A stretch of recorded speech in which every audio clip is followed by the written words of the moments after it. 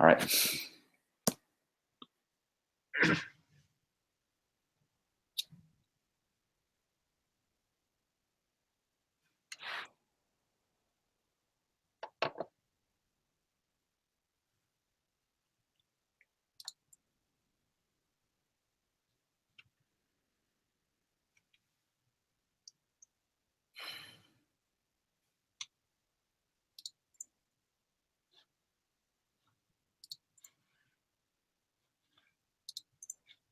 你可能还要等1分钟是吧？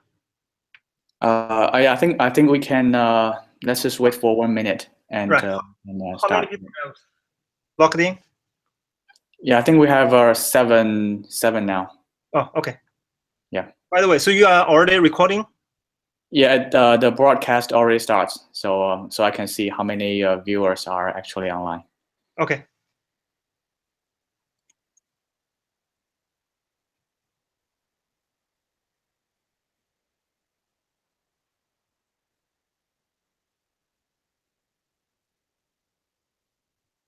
Okay, I think we'll just start. So good evening, everyone. So welcome to attend the December Sigda live event with Professor David Pan as our invited speaker this time.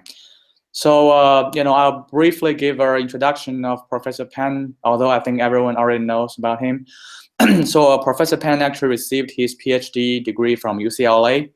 And after that, he worked at IBM for like brief time. And then after that, he joined the UT Austin as an assistant professor.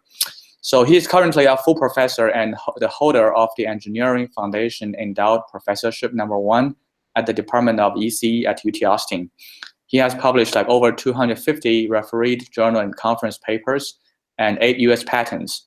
He has also graduated 20 PhD students and served as the editor of many journals and with many awards and all kinds of recognitions. So without spending too much time about his outstanding profile, I will just pass this handle to Professor Pan to give his excellent talk. But before that, I'll actually also a reminder. I've sent in my most recent email, I've sent the link for you guys to ask any questions. So you can use the link to post questions during the presentation, and I'll collect the questions at the end and and shoot them together at the conclusion of the presentation. All right, so with that, I'll pass it over to Professor Pan for the presentation. Okay, hello everyone. Thanks to Yiyu for your invitation. Let me share my screen. Can you see my screen? Can everyone see my screen? Hi, Yiyu.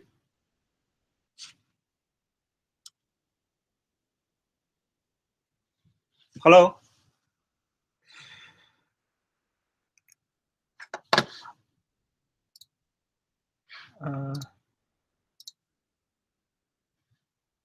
Hi, Yiyu. Can you hear me okay?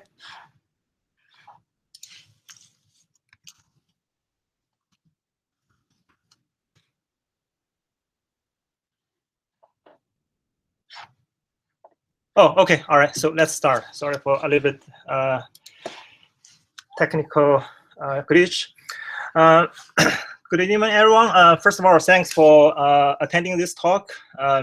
So in this talk, I'd like to share with you some of my experience how to survive and thrive in academia. Actually, this title is a little fancy, but really I want to share with you some of my personal take on the promotion and tenure.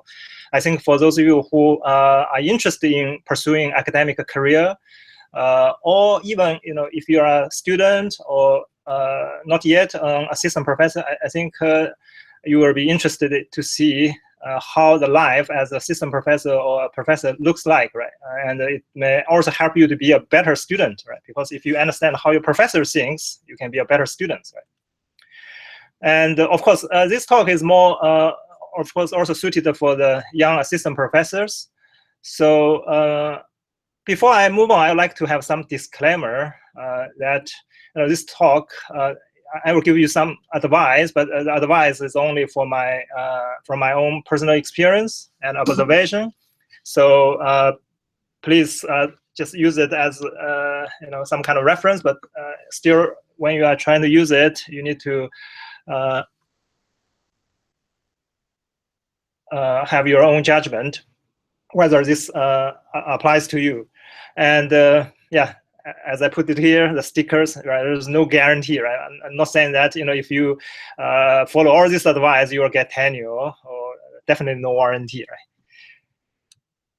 So I think you already given some brief introduction about myself. The reason I listed here is that I think some of you guys may not know that my undergraduate degree is neither computer science nor electrical and computer engineering. Actually, my undergraduate from Peking University in China is majored in physics or geophysics, and then I got a master degree from UCLA in atmospheric science. So then at the UCLA, I, like many others, at that time the internet has kind of started, and I took some course in computer science. And although many students just finished and get a master degree and try to work for some internet companies, but I found my passion in VLSI and CAD, right, after taking a course from Professor Jason Kong. So then I continued and then pursued my PhD degree. After that, I worked in IBM research for 3 years before moving on to UT Austin. Right? So I have also, graduated 20 PhD students, as you mentioned, right? And several of them are now tenure-track professors, for example, in Texas A&M, Chinese University of Hong Kong, and also Dankook University in South Korea, right? So many of you guys may think, oh yeah, you want to get a PhD degree because you want to be a professor, right? Actually, in my old PhD, I was in the PhD program of atmospheric science. Sometimes we were joking that, what does a PhD really means, right? If sometimes, PhD not necessarily guarantee a job, right? So you may be a Pizza Hut driver, right? Of course, for the audience for this audience who are working on EDA, I don't think you need to worry about that, right? So there's still a lot of job and demand for EDA and design automation type of techniques, which need both electrical engineering, computer science, algorithm, coding, right? So, of course, you may also heard about the permanent hair damage for PhD, and a PhD definitely takes hard work, right? So you need to work hard, and maybe some of the hair may get damaged. Well, finally, you really get your PhD degree, and you may think, okay, I'm now ready to take a bigger challenge to become a professor. So, you can dream on, but the reality is that a tenure-track position at a major research university is actually very, very competitive, and the bar is getting higher and higher nowadays. So any position that comes up, and we typically get hundreds of applicants. Actually, now is the recruiting season, right? So we are now collecting all kinds of applicants, and so it's not it takes a lot of effort to get a tenure-track position. But of course, if you already got it, and congratulations, so your dream come true, right? Then the question is how you survive, right, in academic, and we know that academic is actually pretty challenging job, and so since I have worked both in academia and industry, I think I can give you some of my perspective. And definitely, assistant professor is one of the most challenging jobs, and because it's just so many things, right? And you have a tenure clock. Typically, there are 6 years, right? You either have to make it or you have to leave, right?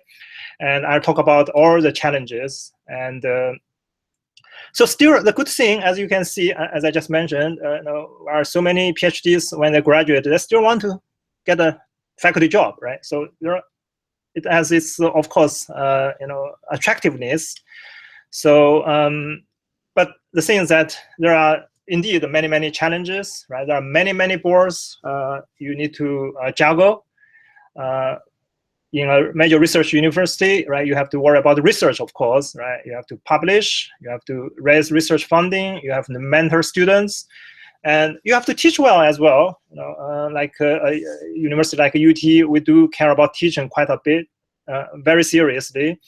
And I'm sure any other university will also take teaching very seriously.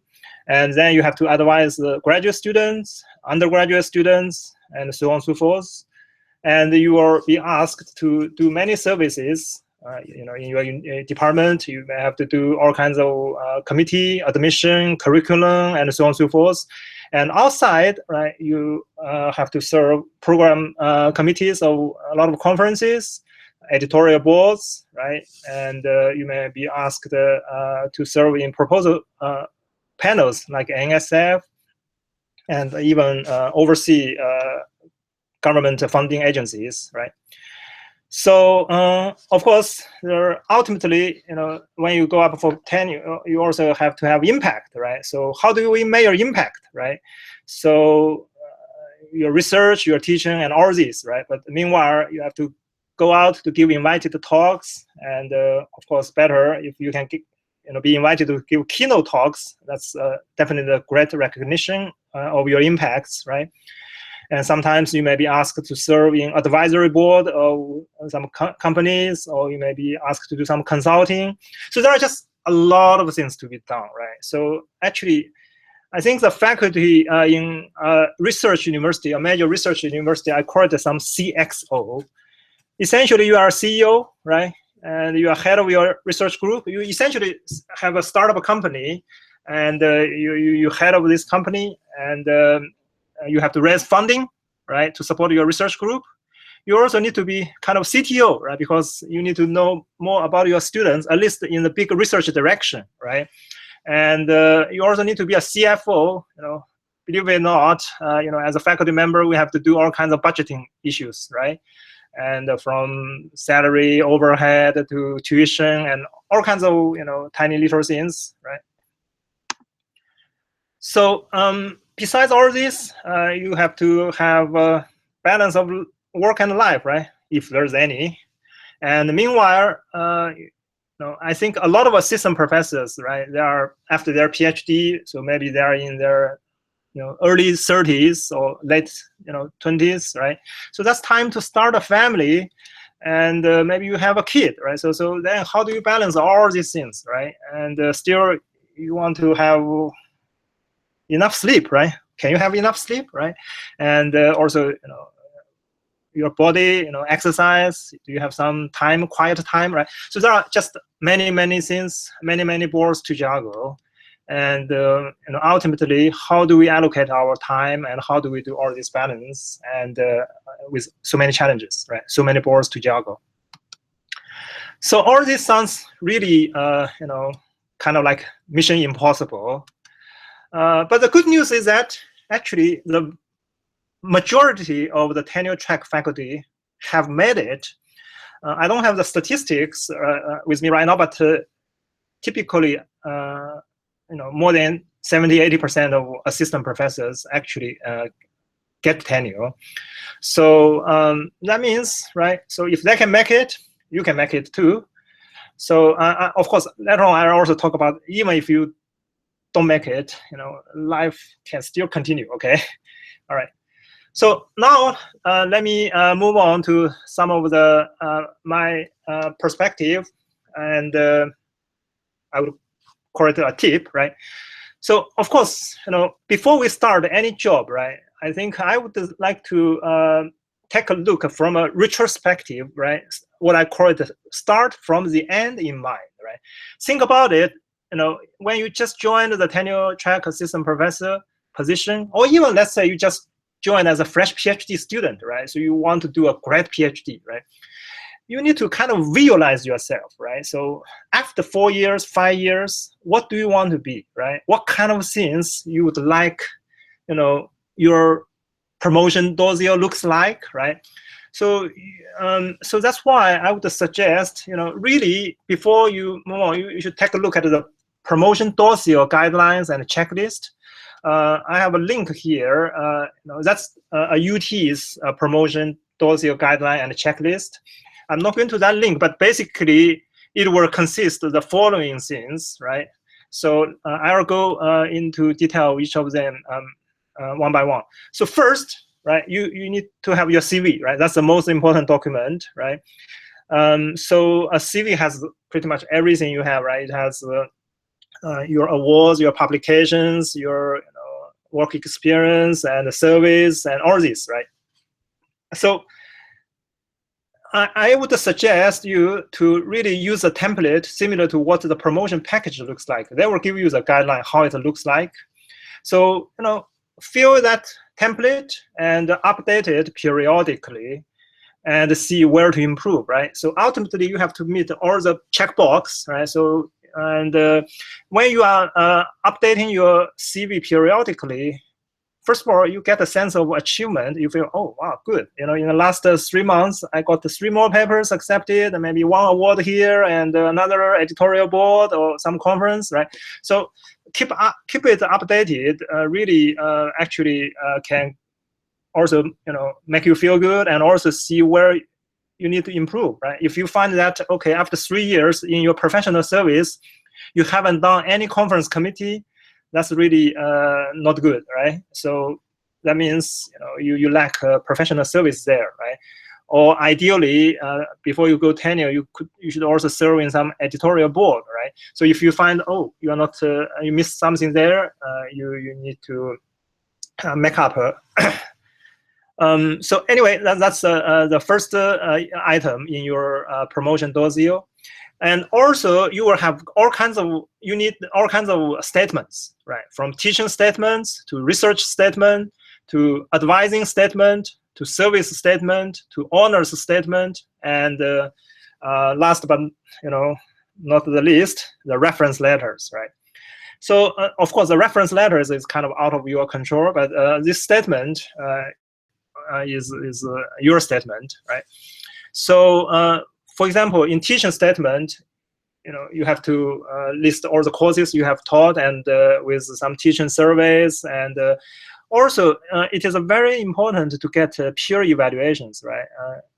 Usually when we are a junior assistant professor, I think we should go to some other professors who really teach well, some really experienced, distinguished teachers, right? We can see how they teach, how they engage with students. And we could also invite them to come to our class to do peer evaluation. I know that many departments actually have, the department chair will assign the senior faculty to do peer evaluation of junior faculties. But if your department doesn't do that, I think you should take initiative and invite those, great teachers to give you critiques, right? So then a research statement, right? Of course, those are all kinds of usual stuff, what kind of research you do. But remember, when you are doing your research statement, ultimately you have to single out 5 most significant papers which you will send out to external reference, right? So while you are doing your research, you also need to pay attention to that. And can you single out, those significant papers? You cannot just have too many papers, but cannot. They're not significant, right? Then there's also advising statement, basically, undergraduate and graduate student advising, right? Mentorship, and then services statement, both inside and outside of the university, right? So as an assistant professor, probably you will not be asked to do too many heavy-duty departmental level service, but still, it's good to serve in some committees whenever you are asked, right? So like admission committee and curriculum committee, and sometimes even faculty recruiting committee, right? And outside, of course, that's very, very important, because you need to be active outside to have visibility, right? So then the honors, right? And that's pretty straightforward. And the reference letters, right? So we are going to talk about those later on, right? So usually, actually, in a major research universities, you may be asked to, you will be, have up to 10 external reference letters. So that's a lot of reference letters, right? So think about it. If your research is not known by too many people besides your advisor and some close collaborators, that's not very good, right? So you need to build your visibility so that those you can have senior faculty in your area write comfortably about your research. So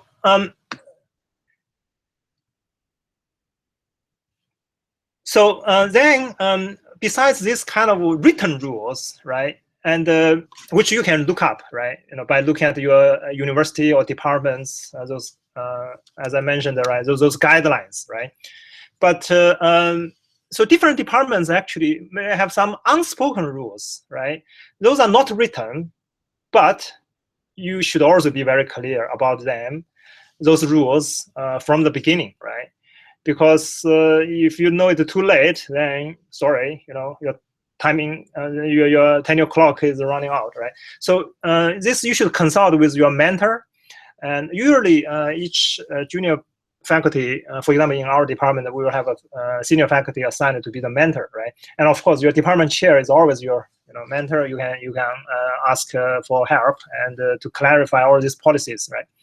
So, for example, one unspoken rule at the UT Austin, our School of Engineering, is that we need to graduate one PhD student. Okay, so what does that one PhD student mean, right? So we prefer to have 1.0 sole advised PhD student, not 2 times 0.5. So if you have 2 students, one co-advised with Professor A, another co-advised with Professor B, well, that's kind of 1.0, but not really 1.0 sole advised, right? So that is so. But these kind of rules are not put in the book, right? And it's kind of an unspoken rule, so you need to be aware of that. So if you know these kind of rules, then you definitely need to recruit 1 to 2 students as soon as possible, right? You cannot relax, and usually it takes 4 or 5 years to graduate PhD, right?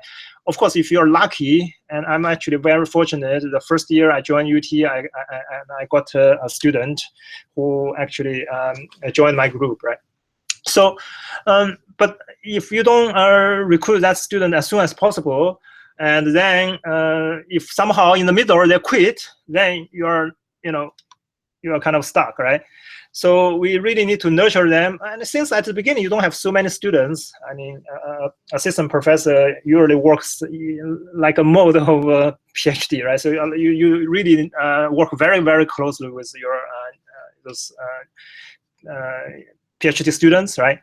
So nurture them, be nice to them. I mean, be friends to them, but also you need to sometimes keep a distance, right? I know this is a kind of delicate, right? So anyway, so this is how to nurture them so that they don't quit, and by the time you are up for tenure, they are ready to graduate, right? So the second one tip that I like to have is this time management. We know that, right?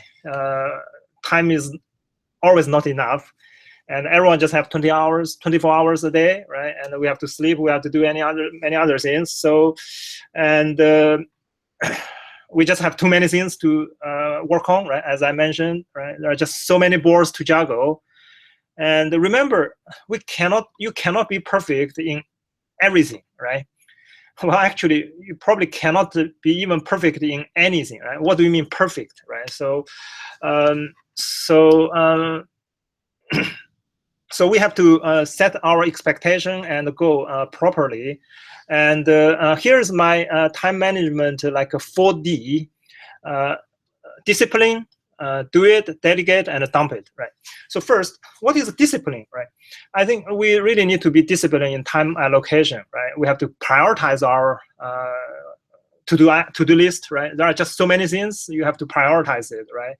How much time on teaching, how much time on research, and so on and so forth, right? Actually, I remember when I was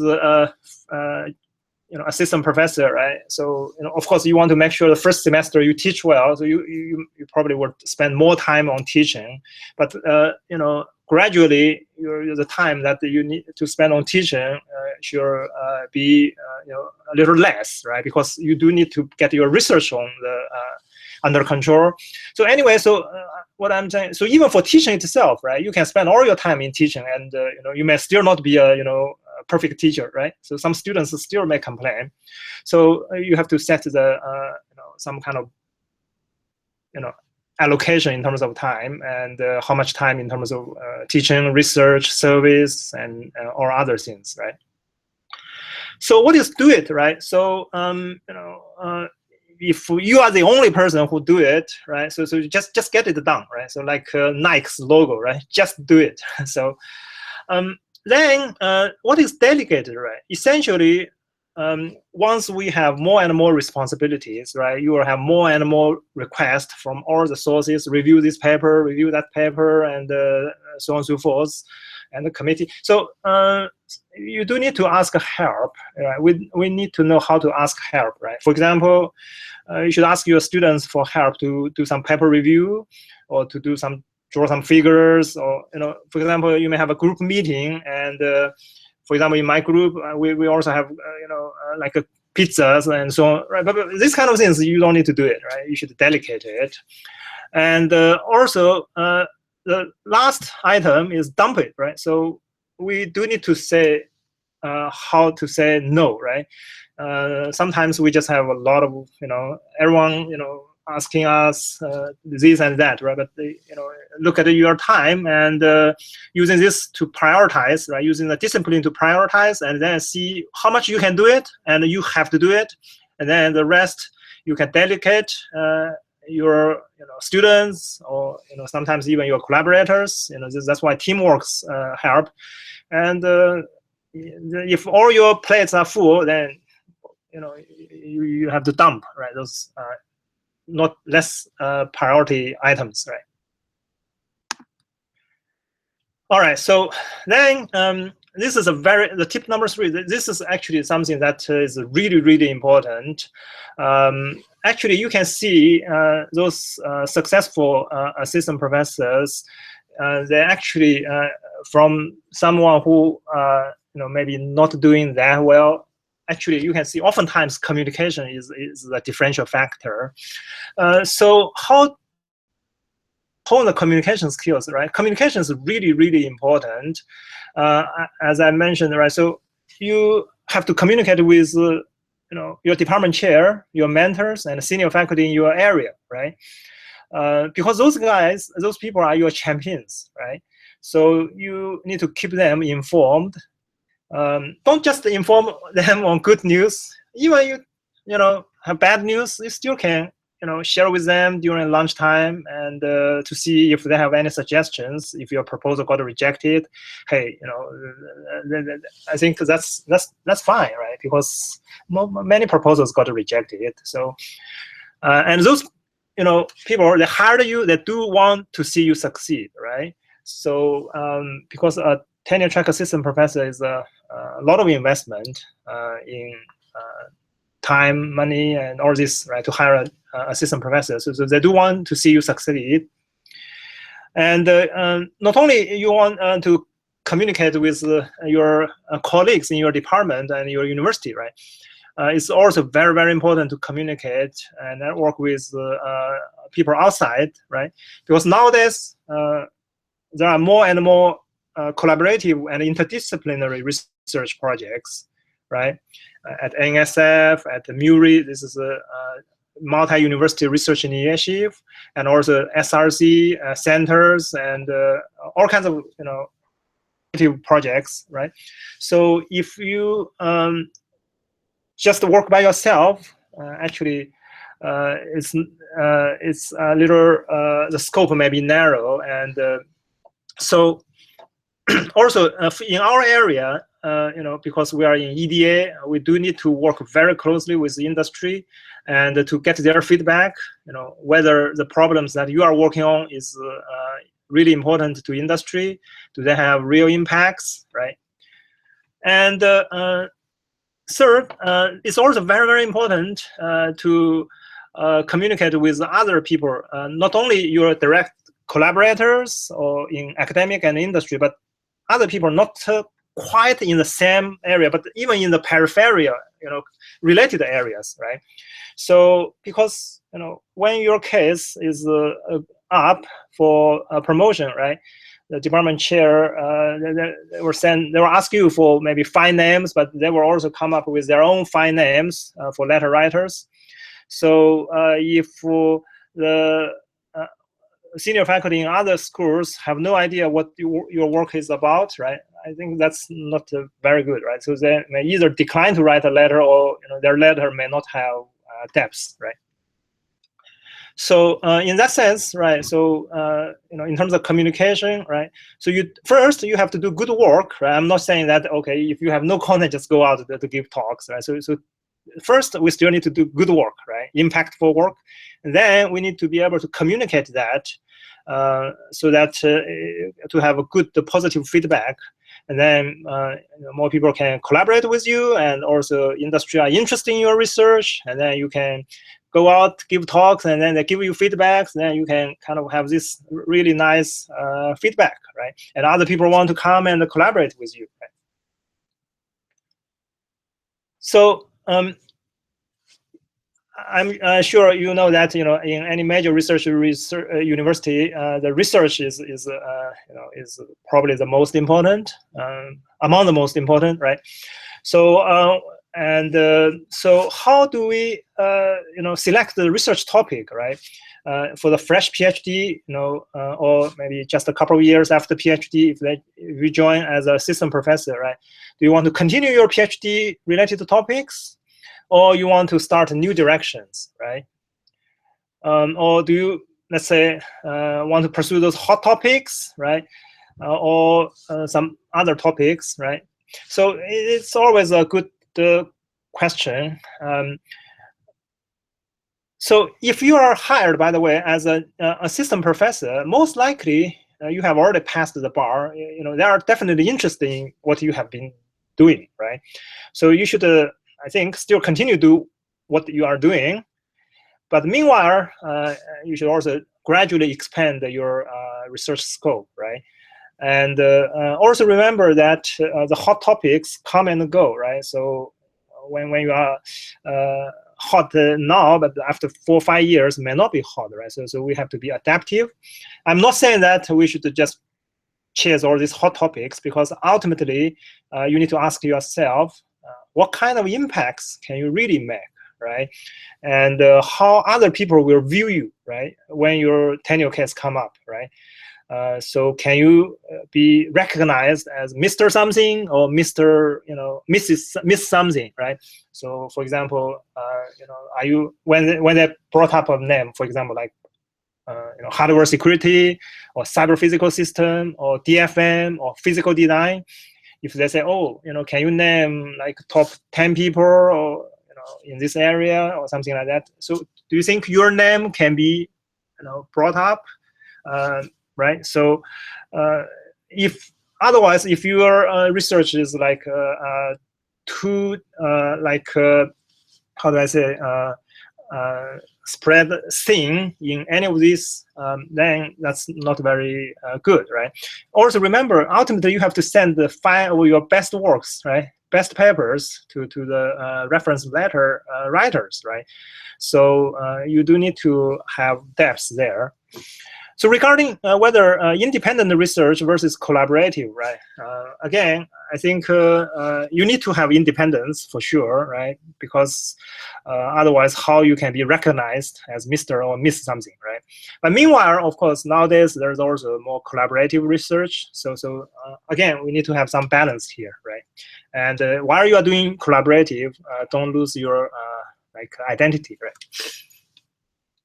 So in terms of student recruiting and mentoring and those time management thing, right, or management, right? So of course, how to recruit students, how to mentor them is definitely a very big topic itself, right? Usually I look for students' motivation, right? Whether they are really motivated. And in terms of the student mentorship and management, right? I mean, different people have different management style, right? I actually don't quite micromanage my student, right? From my experience, I actually would like to create a good group atmosphere. And if you have 1 or 2 star students in your group, they actually will be very, very helpful to build this group atmosphere and then look up into each other, right? So again, yeah, I think different people have different mentoring style. So I would also, in terms of research, right, I would like to share one of my students' story, right? So, when you're picking research topic, right, you really should pick what turns you on, right? You are really passionate, and when you're passionate, you would spend effort on it, right? And without feeling, kind of even feeling that, oh, you spend too much time on that, right? And also, excuse me. So also,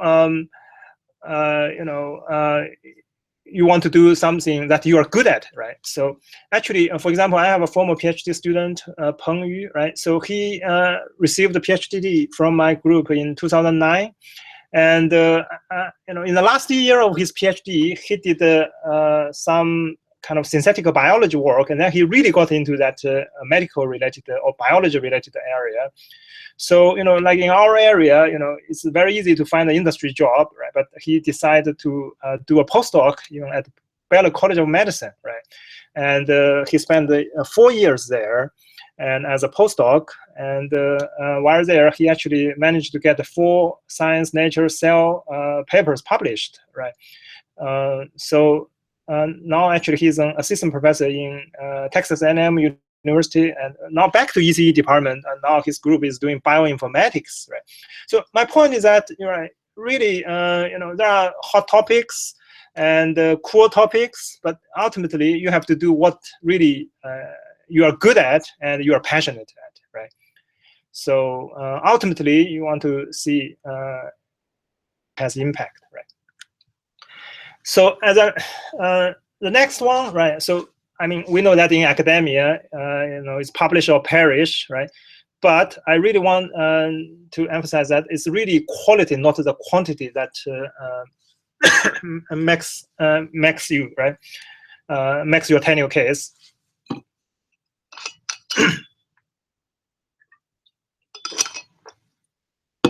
So really, publish at the right place, focus on the impact, and not just the quantity.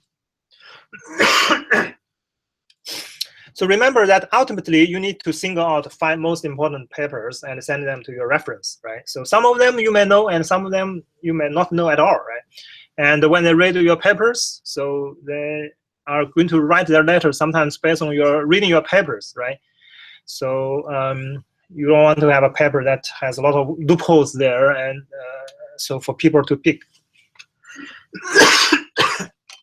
Excuse me.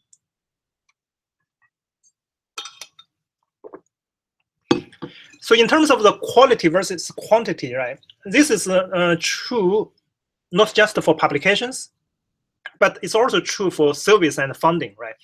So for example, in service, right, and sometimes, at the beginning, as a new assistant professor, any request, you will say yes, right? But after a while, I think you should be selective, because our time is limited. You'd better to do quality service, for program committee in good conferences, right, and journals. And in terms of funding, right, so sometimes, the funding may be just development, right, then that's not good.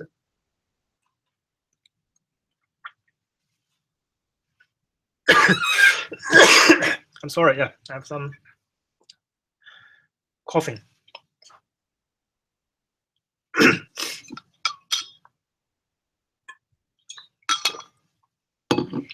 So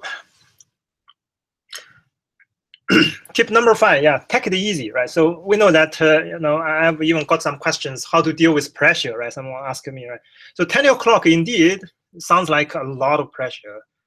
So, but relax. Remember, I told you most people actually have made it, so you can make it too.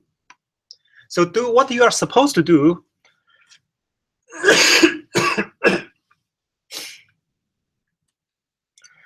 don't worry, right? So because worry doesn't help, just do what you are supposed to do. So for example, like funding, right? So we know that nowadays the rejection rate is pretty high. So maybe NSF success rate maybe only 10% or so. So you just have to keep on trying, and also not only looking for NSF but other sources, right? Excuse me.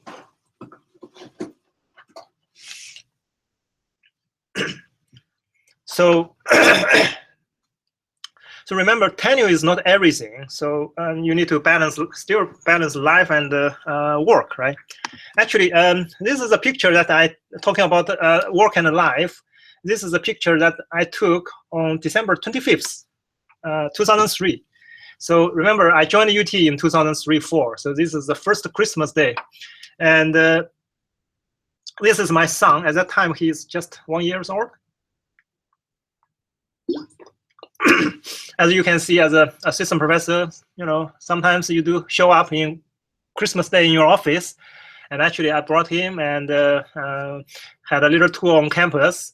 So he was playing with the pen and telling me that, oh, don't worry, you know, I can show you some bright ideas. This pen probably is from some tech exhibition. So then turns out that, I don't know, he kind of found another pen. And you know, for those of you who know me, my research, I have done a lot of work on double patterning. I guess my idea of double patterning actually a lot from this picture.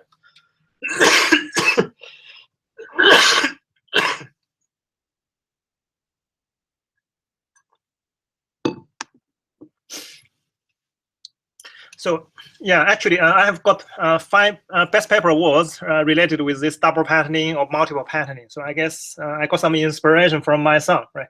So ultimately, as you can see, my point is that, you know, you still need to have some life, work and life balance, and take it easy, right?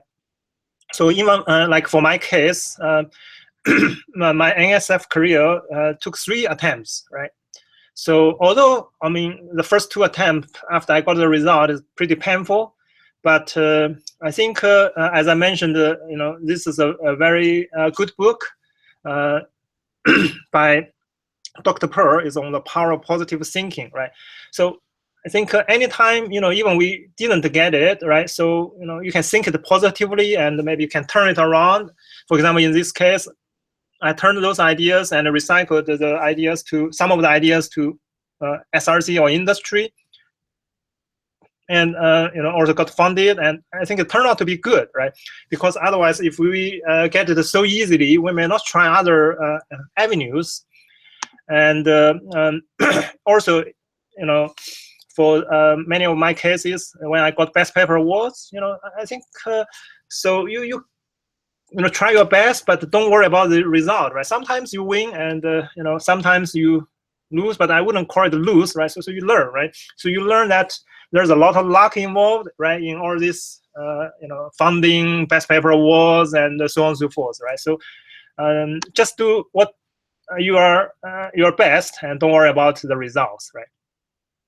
So some people may think that, you know, life after tenure, you know, looks like this, right? So, but the reality is that actually this is a figure that I got from the web, right? So this shows the working hours by faculty in science engineering, and you can see that before tenure and after tenure, your workouts are pretty much the similar. And actually, getting tenure will add 5 hours of, you know, those kind of service duties, and but still, you can see they still spend a lot of time in research and teaching and so on and so forth, right? So tenure professors still work pretty hard because not because of the tenure pressure, but because they enjoy their work, right? So I hope you guys all enjoy your work, and again, take it easily, right? And even if it is not promoted, right, it is not the end of the world. So still cherish your family, friends, and you could be successful elsewhere. Like I mentioned, right, it's all about fit, right? So actually, here's a story that I would like to share with you. Di Shuo is actually got his PhD in 1980s, and then he was hired as a computer science assistant professor at Columbia University. But he didn't get tenure, as I heard of. I didn't verify it, but anyway, in 1986 he joined Morgan Stanley. Right, I guess that's 6 years after his assistant professorship. So then in 1988, because he has all these computer science skills plus analytics, right, he started the DE Show, and this company essentially does all the hedge fund, and he made a lot of money. So in 2008, and Forbes estimated his wealth at $2.5 billion. And actually, after he made his fortune, so he is still very passionate in research, right? So we are scientists. So he actually founded the DE Shaw Research in 2001, and he devoted his time on all this computational biochemistry, and he even his DE Shaw Research even tap out the chip to do ASIC chips for this computational biochemistry, right? And actually, if you I think some of our colleagues even works for DE Shaw Research, right? And they have physical design engineers, they have architect, circuit architect, and all different levels, right? And he was elected to be National Academy of Engineering in 2012 and National Academy of Science in 2014. So he's doing extremely well, not only in in the business world, but also in the scientific world. So to conclude, in terms of promotion and tenure, yes, you can, right? So as I mentioned, the vast majority of people made it. So even if you don't make it, so maybe there are some better opportunities elsewhere. So life still will go on, right? So that concludes my talk, and I can take some question and answers, right? Okay, let's see how we.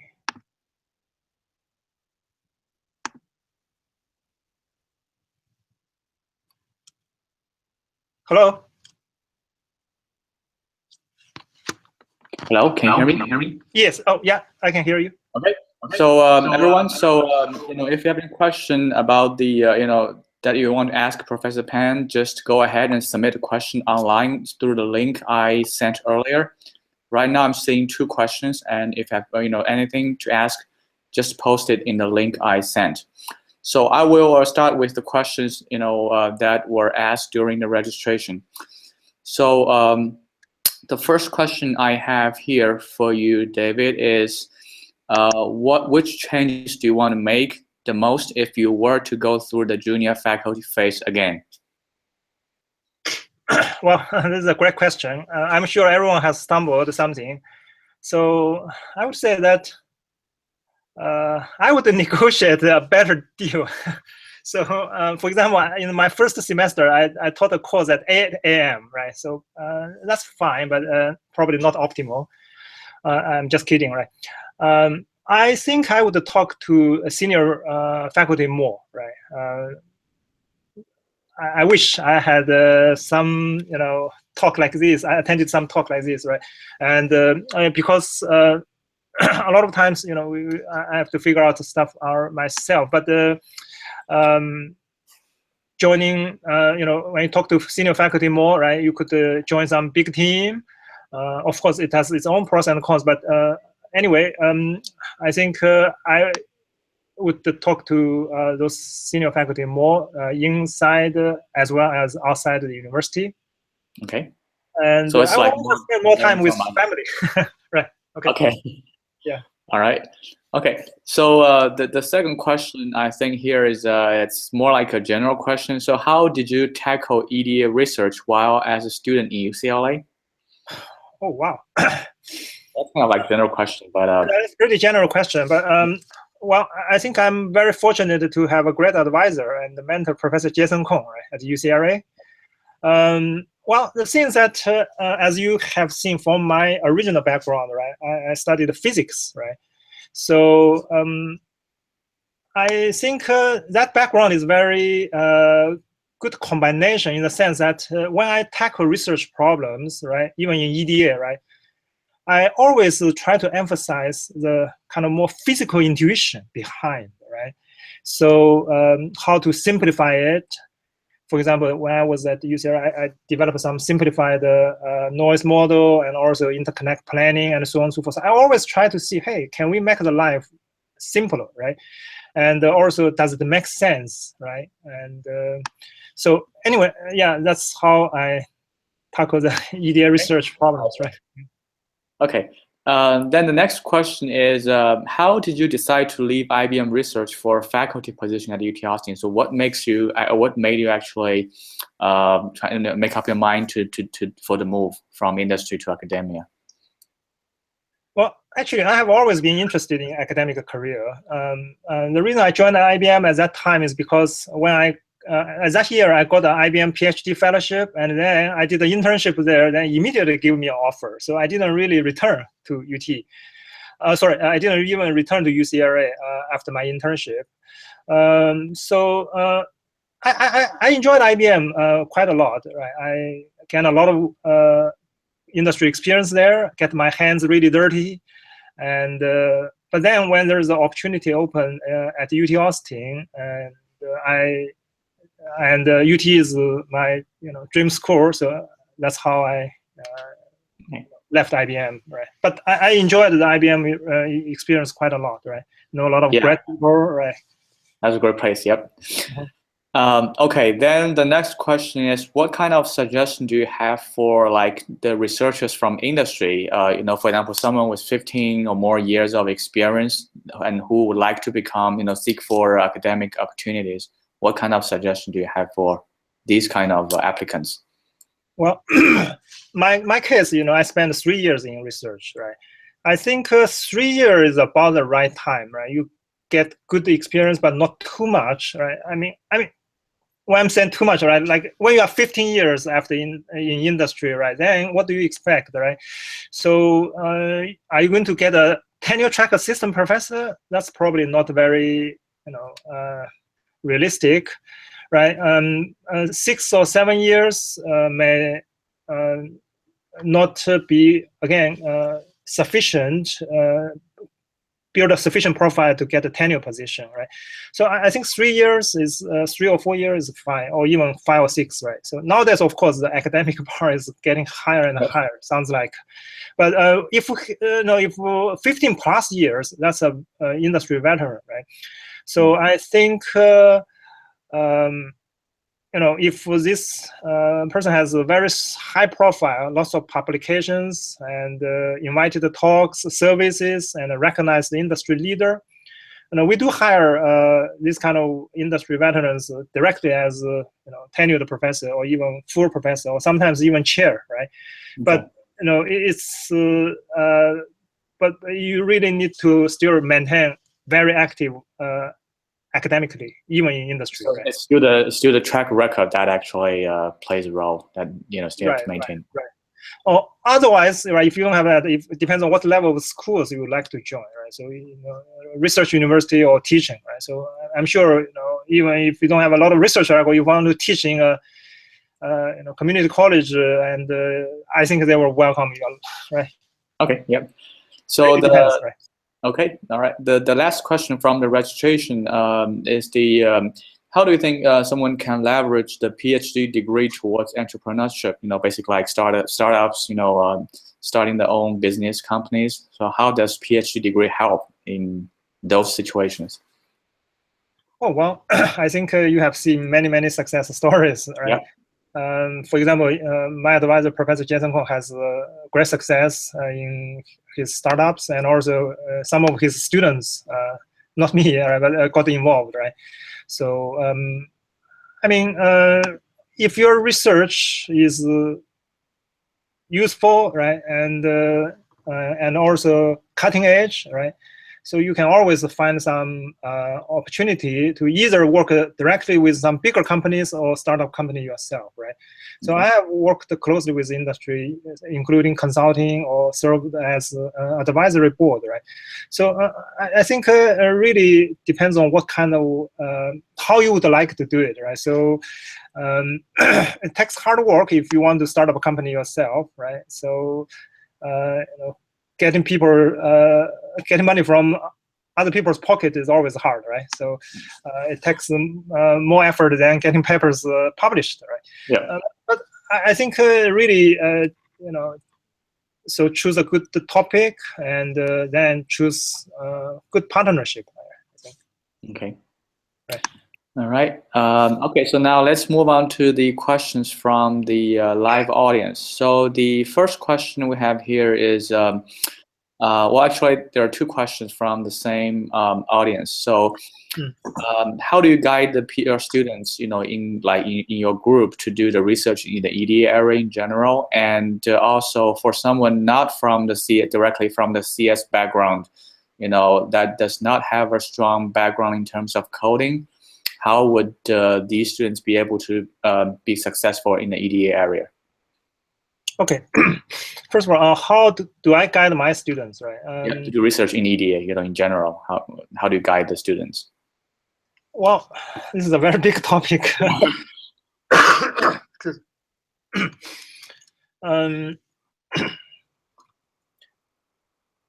I mean, at a different stage, you guide the students differently, right? So when I was an assistant professor, I guided them very closely, right? Even work with them. But now my research group, I have 10 plus students, so you probably cannot do that kind of level of guidance as before, right? But I will let the students, actually senior students, help junior students, right? And also I also encourage my students to even sometimes oftentimes actually work in industry as an internship, right? So that they actually also learn what kind of problems really are important, right? Okay. Yeah, it's a very big topic, I would say. Yeah. So of course I give them big direction, what are the important directions, and but oftentimes the students will have to figure out all the details, right? I think it's also a good learning experience for them, right? Sometimes I will figure out the details with them, but I think it's probably as they become more and more mature, they need to figure out everything pretty much from the problem definition to execution. But of course, we in this process we give them feedbacks, right? Yeah, that's a good learning process for them anyway. So right. Yep. So in terms of CS student, right? I myself is not from CS. Okay. Okay. Even I later on got my PhD in CS, but I didn't have 4-year undergraduate CS degree. So ultimately, right, you learn while you do the work, right? So the best is to learn in the process, right? Okay. So if you I think you identify important research problems, and then you find, oh, now I need to solve these problems. You realize, oh, now I need to learn dynamic programming, or I need to learn interlinear programming, whatever, right? So I think a lot of this CS, there's also open source tools, right? So you can learn while learning from examples, right? Yep. That's I think the quick way to learn, right? Yep. Okay. So okay, the last question from the audience. So well, that's also a very big question. So how do you write a competitive proposal, especially for very junior faculty, where the money would be the most important thing? At that early stage, how do you write a competitive proposal? Well, I have served in quite a few proposal committees. Panels. To write a good proposal, it's good to see some good funded proposal first, right? I would say, talk to senior faculty in your department, your mentor, ask if, or even, not necessarily in your department. Some people, people are nice, right? So you ask, and they may be happy to share their funded career proposals or other proposals, a few years ago, right? Not necessarily the newest one, but the older proposals with you, right? So this again, you need to ask, right? If you don't ask, you may not get, but do ask. So then, when you're writing a proposal, right? Excuse me, get feedbacks and from your mentors, from senior people. I mean, writing proposal, of course, is again, as you mentioned, it's a very big topic, right? So you have to get your, first you have to have good ideas, then you need to get your ideas across, right? And you have to have depths, you have to have breadths, right? And when you're writing career, you have to balance all the, not just the research, but also teaching, outreaching. You have to cover all these things, right? Intellectual merits as well as impact, right? Yep. So I think get a good funded proposal or a few, right? Then you will get a feeling. Yeah, that's right. It's like gaining experience from this whole, it's also like a learning process for junior faculty. Yeah. Right. Okay, so I think that's all the questions from the audience. So thank you again, David, for the excellent presentation. All right, so we'll just conclude here today. All right, thank you. Thank you. Bye. Have a nice week. Oh, not yet weekend. Bye. Yeah, bye-bye.